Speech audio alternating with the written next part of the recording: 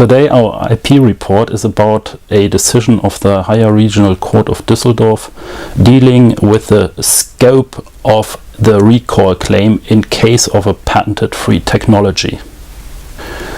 As a very short summary, the relevant facts of this case are as follows. The plaintiff is the proprietor of two patents, both relating to a heatable floor systems for livestock stalls.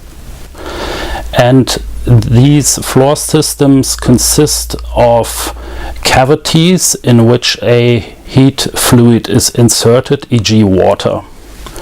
The defendant is located in Spain and has offered and sold these heatable floor systems in Germany. However, meanwhile, the defendant has developed a design-around solution which does not make use of the patented technology and undisputedly cannot be modified by the customers in a manner which would then make use of the patents. The central question was whether the recall claim in this specific case is limited to a recall of the infringing embodiments against delivery of the non-patented design-around solution, or whether the defendant had to recall the infringing embodiments against repayment of the full purchase price. The court decided in favor of the defendant and limited the recall claim to the recall of the infringing embodiments against the delivery of the patented free design-around solution.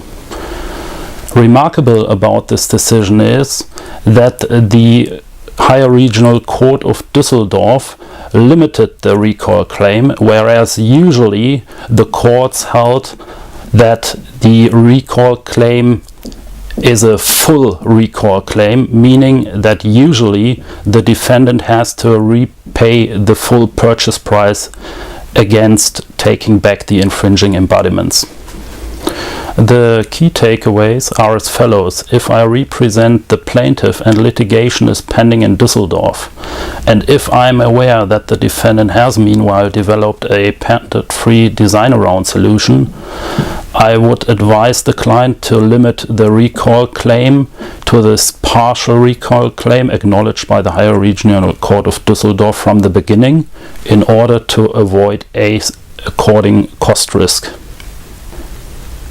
If I represent the defendant, I would advise the defendant to demonstrate that he has developed a design-around solution, if so, and then demonstrate that this design-around solution cannot be modified by the customer subsequently in a manner that it would make use of the patented technology.